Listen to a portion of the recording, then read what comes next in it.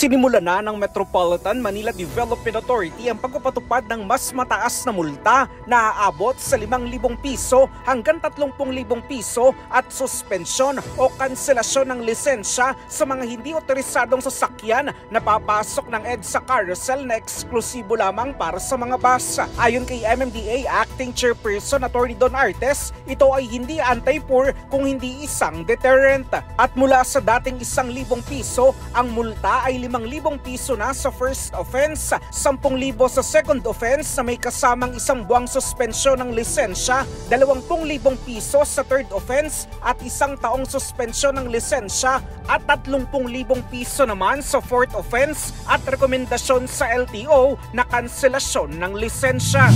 So pumatsyempo kayo, it's a risk that you take at humanda po kayo na ma-penalize ng mahigpit.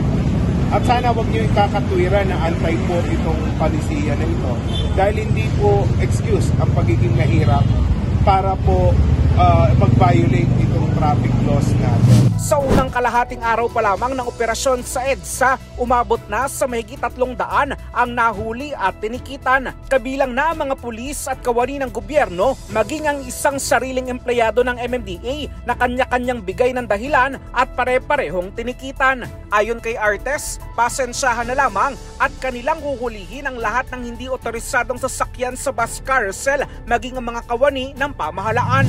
So pumatsyempo kayo, it's a risk that you take at humanda po kayo na ma-penalize ng mahigpit.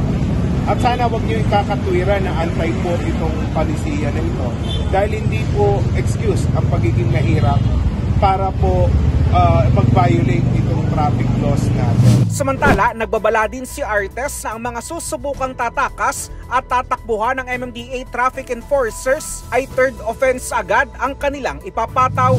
Na pag nag-attempt tumakbo yung pong motorista, automatic na third offense, in which case kailangan niya magbayad ng 20,000 pesos at suspension ng 1 year na lisensya.